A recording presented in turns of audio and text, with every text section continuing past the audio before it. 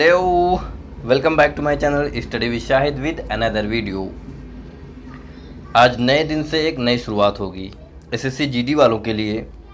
History के 25 महत्वपूर्ण प्रश्न जो कि लूसेंट बुक से लिए गए हैं। ओके, एक्चुअली 2-3 दिन से करंट अफेयर के जो वीडियो हैं वो अपलोड नहीं हो पाए क्योंकि मेरी तबीयत ठीक नहीं थी, इसी वजह से अपलोड नहीं हो पाए वीडियो। तो चलिए हिस्ट्री के जो 25 महत्वपूर्ण प्रश्न हैं, चलिए देख लेते हैं वो कौन है। चलिए क्वेश्चन नंबर 1 पे चलते हैं। क्वेश्चन नंबर 1 है, वैज्ञानिक आधार पर सर्वप्रथम भारत की जनसंख्या का प्रजातीय विभेदीकरण किसने किया था? तो इसमें ऑप्शन है sir Alexander Cunningham, Herodotus, Risley, Robert Bruce Foot. तो इसका right answer option number C Risley हो जाएगा। ओके, और रिजले की बात करें तो ये रिजले भारतीय नागरिक सेवा अधिकारी था। ओके, भारतीय नागरिक सेवा अधिकारी था। ओके, अधिकारी। चलिए नेक्स्ट क्वेश्चन पे चलते हैं। क्वेश्चन नंबर 2, भारत का सर्वप्राचीन धर्म ग्रंथ कौन है? यानी कि धर्म ग्रंथ क्या है? तो इसमें देख लेते हैं। ऑप्शन नंबर ए है वेद हैं, पुराण है, भगवत गीता है, रामायण है। तो जो सर्वप्राचीन धर्म ग्रंथ है वो क्या है? वो वेद है। ओके, चलिए नेक्स्ट क्वेश्चन पे चलते हैं। क्वेश्चन नंबर 3, ऋग्वेद का उपवेद क्या होता है? जैसे हर वेद का एक उपवेद होता है, तो उसमें पूछा गया ऋग्वेद का उपवेद क्या होता है। तो इसमें दिया गया ऑप्शन में धनुर्वेद, आयुर्वेद, शिल्पवेद, गांधर्व वेद।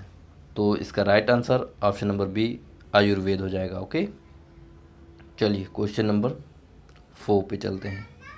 क्वेश्चन नंबर 4 है, वेद का संकलन किसने किया? तो ऑप्शन देख लेते हैं। ऑप्शन नंबर ए है पाणिनि है, फिर वेद व्यास जी हैं, विष्णु शर्मा है, विश्वामित्र। तो इसका right answer option number B Ved Vyas ji हैं। ओके, चलिए नेक्स्ट क्वेश्चन पे चलते हैं। क्वेश्चन नंबर 5, स्मृति ग्रंथों में सबसे प्राचीन ग्रंथ कौन है? तो आत्रि स्मृति, विष्णु स्मृति, मनुस्मृति, यम स्मृति। तो इसका राइट आंसर मनुस्मृति हो जाएगा। ओके,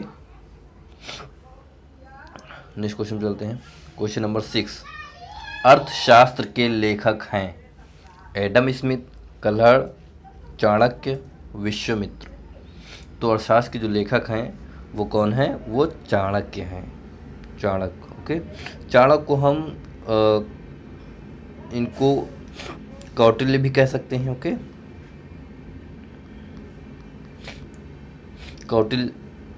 कौटिल्य भी इनको कहा जाता है। ओके,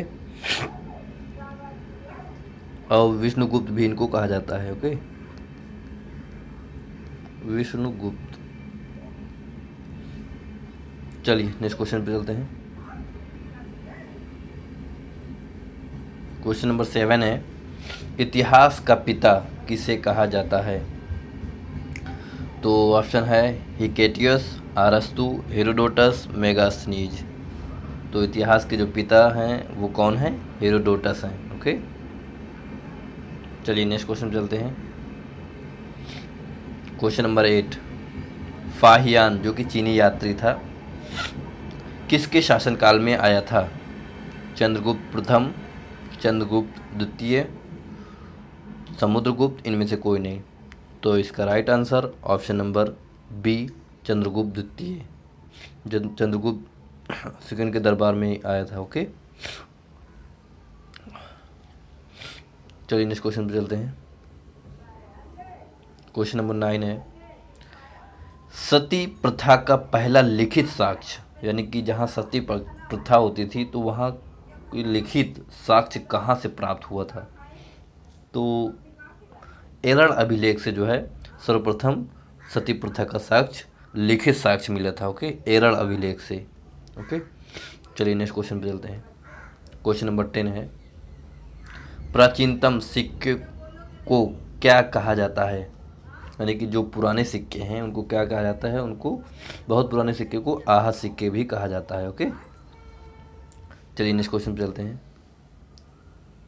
क्वेश्चन नंबर 11, इंडिका पुस्तक के लेखक कौन हैं? इंडिका एक पुस्तक लिखी गई है, वो कौन लिखे हैं, चलिए देखते हैं। Alberuni, Ibn Battuta, Megasthenes, Ptolemy. तो इसका right answer option number C, Megasthenes ने इंडिका पुस्तक लिखी है। ओके, चलिए नेक्स्ट क्वेश्चन चलते हैं। क्वेश्चन नंबर 12, अभिलेखों का अध्ययन क्या कहलाता है? तो अभिलेख डॉक्यूमेंट्स के टाइप से होते हैं, तो उन लोग का जो उसका जो अध्ययन किया जाता है, स्टडी किया जाता है, उसको क्या कहते हैं? एपिग्राफी कहते हैं। ओके, एपिग्राफी कहलाता है अभिलेखों का अध्ययन। ओके, चलिए नेक्स्ट क्वेश्चन पे चलते हैं। क्वेश्चन नंबर 13 है, आग का आविष्कार किस काल में हुआ था? तो आग का आविष्कार किस काल में हुआ था, चलिए देख लेते हैं। नवपाषाण काल, पूरा पाषाण काल, ताम्र पाषाण काल, इनमें से कोई नहीं। तो इसका right answer option number B, पूरा पाषाण काल हो जाएगा। ओके, आग का आविष्कार किस काल में हुआ था? पूरा पाषाण काल में। चलिए नेक्स्ट क्वेश्चन पे चलते हैं।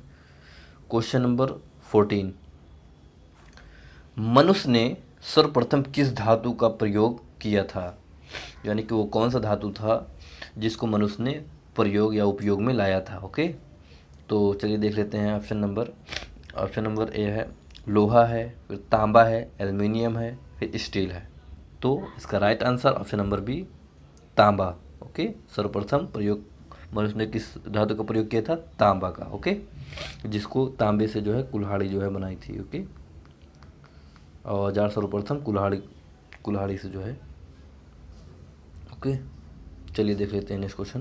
क्वेश्चन नंबर 15, क्वेश्चन नंबर 15 है, भारत का भूगोल नामक पुस्तक के लेखक कौन है? यानी कि भारत का भूगोल एक पुस्तक का नाम है, वो किसने इसको लिखा है? ओके, तो ऑप्शन देख लेते हैं। अलबरूनी है, इब्न बतूता है, उसके बाद मेगास्थनीज है, उसके बाद टॉलमी है।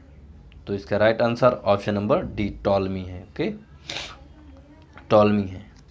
भारत का भूगोल जो पुस्तक लिखी है वो कौन है? टॉलमी है। ओके, चलिए नेक्स्ट क्वेश्चन पे चलते हैं। क्वेश्चन नंबर 16, पहिए का आविष्कार किस काल में हुआ था? पहिए का आविष्कार ओके किस काल में हुआ था? नवपाषाण काल, पूरा पाषाण काल, ताम्र पाषाण काल, इनमें से कोई नहीं। तो इसका right answer option number A, नवपाषाण काल में हुआ था। पहिए का आविष्कार जो है नवपाषाण काल में हुआ था। ओके, चलिए नेक्स्ट क्वेश्चन पे चलते हैं। क्वेश्चन नंबर 17, कृषि का प्रथम उदाहरण किस स्थान से प्राप्त हुआ था? यानी कि कृषि का जो उदाहरण, यानी कि कहाँ से कृषि शुरुआत हुई है, किस जगह से, किस स्थान से, तो पहला स्थान कौन था? तो चलिए देख लेते हैं। लोथल है ऑप्शन में, मेहरगढ़ है, कालीबंगन है, या बंगल लिखा है, कालीबंगन रहेगा, इनमें से कोई नहीं।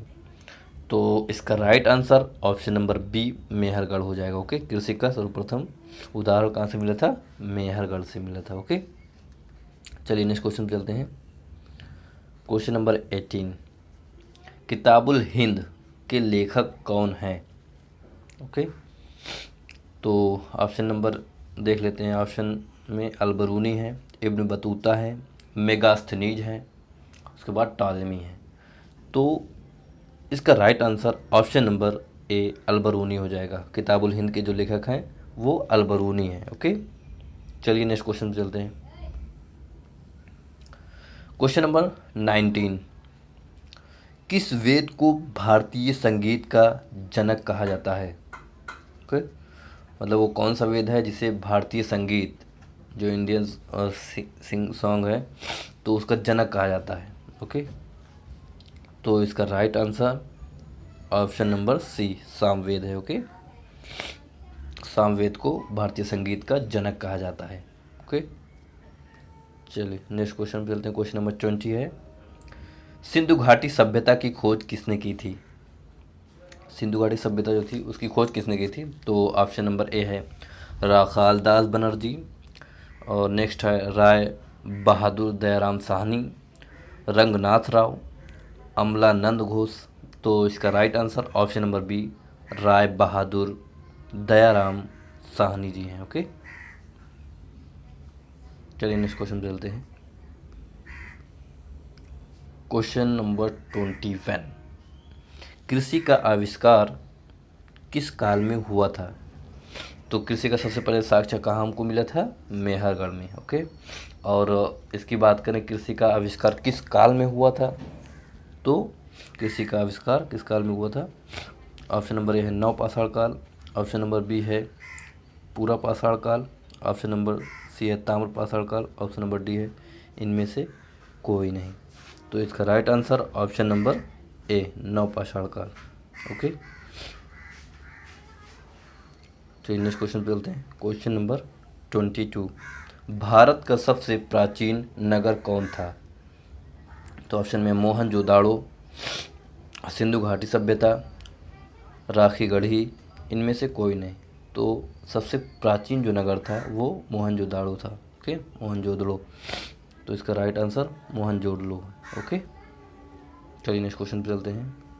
क्वेश्चन नंबर 23, भारत में पूरा पाषाण कालीन औजारों की खोज किसने की थी? यानी कि जो भारत में पूरा पाषाण काल के जो औजार हैं उनकी खोज कौन किया था? तो उनकी खोज किसने किया था? वो रॉबर्ट ब्रुसफोर्ड जी ने किया था। ओके, चलिए नेक्स्ट क्वेश्चन पे चलते हैं।